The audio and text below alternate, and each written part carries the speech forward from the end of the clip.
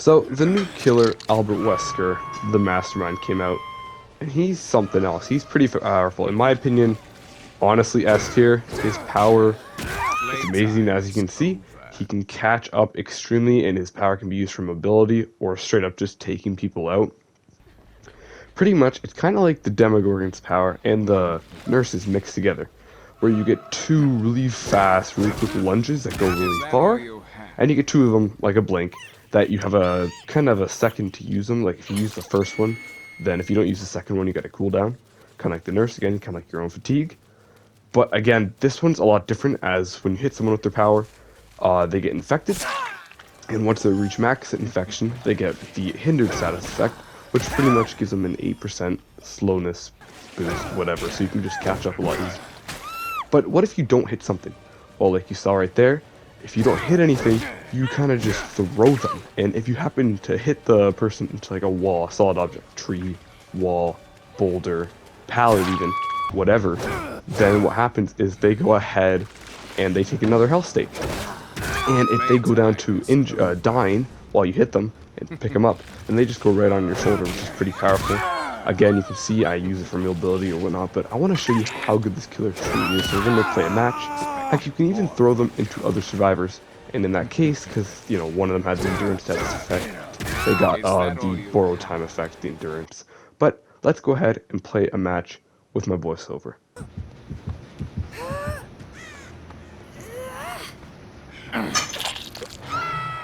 So again, you'll see me use the Mastermind quite a lot for mobility. Now the perk build I've gotten used to is pretty much the exact same thing as you see in the bottom right. We'll get into the perk build, but a little bit different with multiple different perks. So the three perks that I always have staying the same is Distressing number 1. Distressing makes your terror radius 26% bigger and gives you 100% more blood points in the deviousness status effect. I think that's just kind of like the pressure, you know, kicking gens in general, injuring people. I'm pretty sure that's what that is. I'm not entirely sure. But the reason why I use that perk, because it's like, oh, bigger terror radius. His terror radius is already 40 meters, which is huge. The biggest terror radius in the game. Which is funny, you know, you'd think they'd give that to some other people, really scary ones like Nemesis for some reason, but Mastermind, sure. Anyways, so I use that to increase his terror radius from 40 to 52.6 meters or whatever, which is huge. You could hear me from halfway across the tiniest maps, like Larry's in this case, or you can hear me maybe on, like, you know, maybe you might not hear me from the other side. It doesn't matter.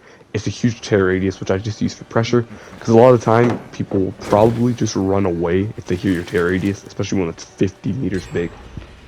The next perk, I need a gen perk, you know, something to help put even more pressure. So I have Overcharge, again with the recent buff. It's pretty good. All you do is you kick a gen, and after 30 seconds it goes up to 200% like Old Ruin. And if people touch the gen, they get a really hard skill check. And if they fail the skill check, it loses not just the, I think, 2%, it loses an additional 5% for a total of 7% loss to that gen. Which is pretty good, because again, if I'm chasing someone with my Distressing, then they might try and touch the gen to save it, fail the skill check, lose 7%, which is pretty good. Save the best for last. One of the reasons why I use Save the Best for Last on a lot of killers is a lot of killers have not a basic attack, but they have like a secondary attack. So Chainsaw for Hillbilly and Bubba, the Virtuous Bound for Mastermind, Trickster Knives, Huntress Hatchets, etc. So Save the Best for Last is good for killers, because then if you don't hit the Obsession with the basic attack, you save your stacks, which is so good for using on the other survivors if you say miss your bounds or your hatchets or whatever.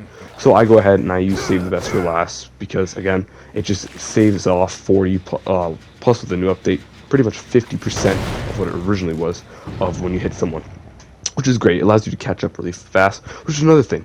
If you hit someone, if you take a pallet stun, if you take a DS stun, if you're blinded, you can still catch up super fast, because again, his power is so good at mobility for just zooming forward twice like a Nurse's blink. Finally, the last perk, I usually switch between like 4 or 5 perks. As you can see, I'm using Terminus. Pretty much when the last gen is complete, every person who is injured is broken. That's one of the perks, because, you know, you can injure a lot of people with his power, or just catching up to people and then hitting them with a knife, which again, Save the Best for Last, it works. It's very powerful. So yeah, it just kind of keeps them broken, and then once it executes, they're not just powered, they have to be opened, The broken status effect still lasts for another 30 seconds, which is kind of good. It really stops like team ups and very threatens people because then they can't heal to save their friends who are on the hooks in the last game.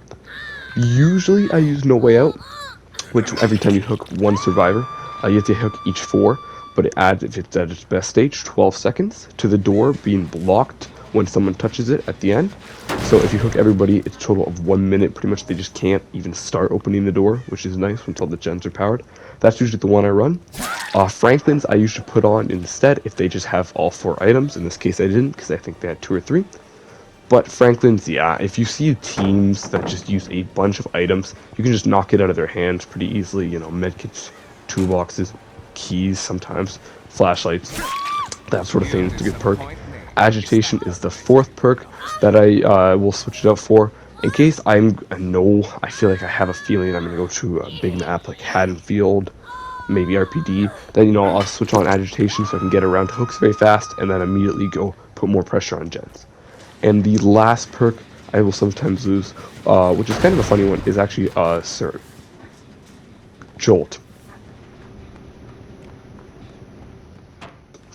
And the reason why Jolt is because when you hit someone with a basic attack and they go down, because again, save the best for last works perfectly with Jolt, any gen in a 32-meter radius explodes, and I think it loses 6%, I think, and now with no 6 or 8%, I think, and now there's no cooldown, which is nice because I can just down people really quickly, save the best for last, move on, down another person. It's great.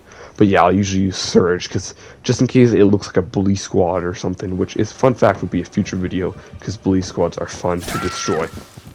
But in case you do go into bully squad, you might want that extra gen pressure just in case. But as you can see here, like, they're at 3 gens. I'm up to half of my hooks already, which is okay, pretty standard. But again, even if they get all the, okay, they got a jump, but even if they get all of them done, they have to deal with Terminus, and 2 of them are injured already, so they gotta, and they don't know, again, No Way Out, you'll know instantly the moment you touch a gen. No ad, you'll know immediately when you down someone, but you won't know the person has Terminus unless there's someone injured when the gens are popped, which is really good. So if they're all fully healed, the survivors, they won't know I have this perk, which is kind of the cool thing of it. But yeah, that's the load I usually use. Add-ons I like to use is the 1 perk add-on, allowing me to throw the survivors an extra 30%, just in case I need that little extra distance. And I feel used to it, but I usually always use the gloves. I don't know what they're called, but they pretty much save your power, which is good, so good. It allows you to get your power back 10% faster, or like 1 bound of it, which is really nice.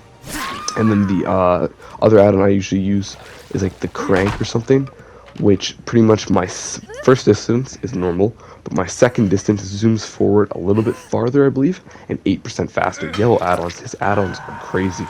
Like, these are just yellow. I usually use yellow, but there are green ones that, like, the passive rate of infection is like 40% faster, which is huge, allowing you to catch up to people once they get infected, which is crazy. But let's go ahead and skip a little bit ahead to where I have the most pressure at the end of this match. Actually, I will say one thing about this update. They also give the survivors really good perks, and look at that. That is an amazing ability. If they vault something, pallet, window, or drop from a very high height, you can still use your power to hit them, and they get infected and take an injured state. Like, it's amazing. But yeah, one thing I will say about the the update is the survivors get so many good perks. Reassurance is such an annoying perk, especially for like bully survivors, where say you're losing and they're really like hitting you with head on and flashbangs and flashlights.